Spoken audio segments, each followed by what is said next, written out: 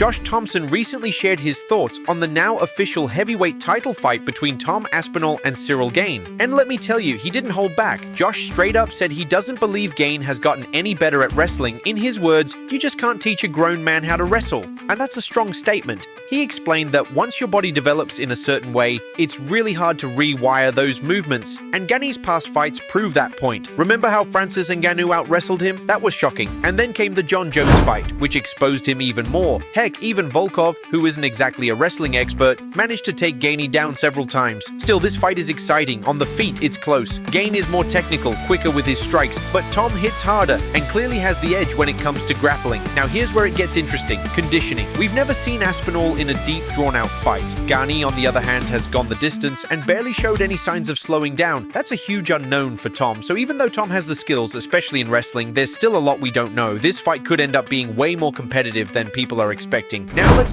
I've heard fighters say that for years.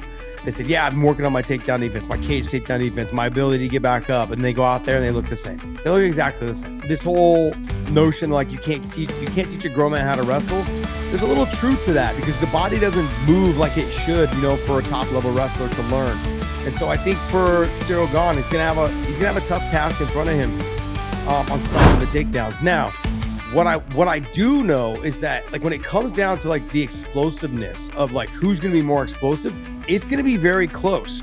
Tom is very explosive for his size and his body frame. Ciryl Gane is very light on his feet and very athletic, good mobility, but he's not explosive. He's quick, he's got some snap on his punches and his kicks. But will that be enough to stop Tom Aspinall? I'm not sure. I'm not sure, but I know once the fight hits the ground, there's just different levels. And I think that Tom Aspinall is the better fighter on the ground. Talk about Alex Pereira. His move to heavyweight, it's starting to look like it's not just possible, it's inevitable, especially if Tom Aspinall beats Ciryl Gane at UFC 321. On a recent episode of Submission Radio, MMA reporter Jose Youngs joined in to talk about this, and both he and the hosts agreed. Pereira's jump to heavyweight is just a matter of time. Right now, Pereira is locked in for a rematch with Magomed Ankalaev at UFC 320 for the light heavyweight title. But the buzz is already building. If Tom beats Gane, there's really no one left for him at heavyweight. He's already run through most of the division. That sets the stage for a massive showdown, Pereira versus Aspinall. And here's the wild part, even if Pereira loses to Ankalaev, the move up still makes total sense. His star power, elite striking, and history as a champion would instantly shake things up in the heavyweight division. Even Tom Aspinall knows what he'd have to do in that fight. He said it himself. He'd rugby tackle Pereira and wrestle him non-stop. He totally respects Pereira's striking, but knows the clear game plan. Take him down, keep him down, and smother him. Classic striker versus grappler. If this happens, it could be one of the biggest fights in years. In this hypothetical world, let's say Tom in this world beats Ciryl, because anything can happen in heavyweight. Who's left for Tom to fight? He's already beat Volkov. He's already beat, if Jailton beats Volkov, that's the fight. But if Volkov beats Jailton, Tom's not going to say no. But do you think they want to put Volkov in a heavyweight fight or Alex Pereira in a heavyweight fight? I feel like the UFC is going to want to make money and stick Alex Pereira in a heavyweight fight. Because if Alex somehow beats Tom Aspinall, there's your Alex Pereira versus John Jones in the UFC White House. There you go. John gets both of his wishes. He gets to fight for a belt, he gets to fight Alex, and he gets to fight in the White House. And I say this not knowing anything, because obviously anything can happen, but the UFC is going to be one of those things where no matter what division he's in, they're going to try and slot him into a title shot because he's a popular star. Dude, I'll tell you what, having Alex Pereira in the heavyweight division for the UFC, not a bad little way to get John Jones and back into rotation. You could set up a Gane fight with Alex Pereira even if he loses. And now, things are getting crazy. Khamzat Chimaev's teammate, Shara Magomedov, just went off on Ilia Topuria.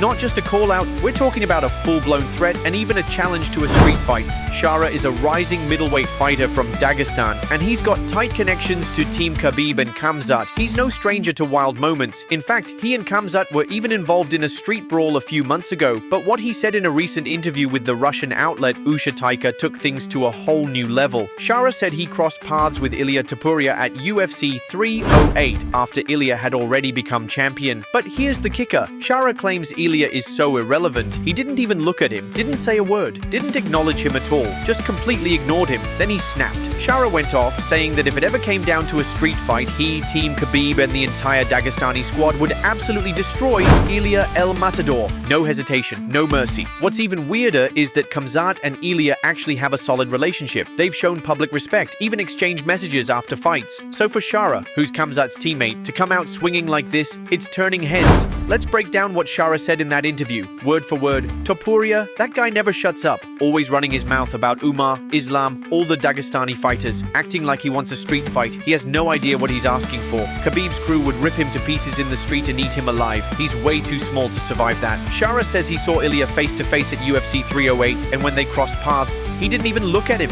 Said Ilia was a nobody, nothing, didn't deserve even a glance. But he did admit something. He said Ilia's fighting style is cool. He respects that, but then quickly added that he's been doing that same stuff since he was 14, starting combos to the body and finishing up top. He claimed he could copy Ilia's style anytime he wanted, with ease. That's bold. Now let's shift gears to another explosive headline. Israel Adesanya just made a huge prediction, and it's turning heads across the MMA world. He's backing Jack Della Maddalena to knock out Islam Makhachev in their upcoming welterweight title fight. Yeah, you heard that right, a knockout over Islam. Now sure, Izzy and Jack are both from that Oceania region. Izzy's based in New Zealand, Jack's repping Australia, so it's no surprise that Izzy would support his guy. But calling for a KO against someone as dominant as Islam Makhachev, that's bold, that's serious confidence. And you know what? The hype around this fight is getting real. After officially vacating the lightweight belt, Islam is now moving up to welterweight, and the UFC is planning a title fight between him and Jack Della Maddalena by the end of the year. Dana White already teased it, news about Makhachev is coming soon, and this fight might headline one of the biggest cards of 2025. Now let's talk about what Izzy actually said. He was chatting with Alexander Volkanovski on his YouTube channel when the topic came up. Izzy mentioned that Jack's coach Ben Vickers actually predicted a KO win over Islam, and Izzy said, I believe him. He broke it down like this. He doesn't think Islam will be able to hold Jack down, and once Jack finds his rhythm, it's game over. Lights out. Izzy described Jack as stoic and laser focused on what he does in the cage. That kind of mindset, that calm intensity, it's what makes him so dangerous. And Izzy believes that's exactly why this upset could happen. What's even crazier, Khabib Nurmagomedov himself chimed in recently and admitted something huge. He said Jack Della Maddalena will be the toughest test of Islam's career. Let that sink in. Khabib didn't say Ilia Topuria, he didn't say Dustin or Gaethje. He said Jack is the biggest threat. He even said Jack is a bigger and more versatile version of Ilia Topuria. That's a massive compliment, and it shows how seriously Team Dagestan is taking this matchup. So now, the question becomes very real. Can Jack Della Maddalena be the one to finally crack the code? Can he do what no one else has done? Stop Islam in his tracks? Or is this just another level for Islam to rise above? Another challenger to be conquered? What do you think?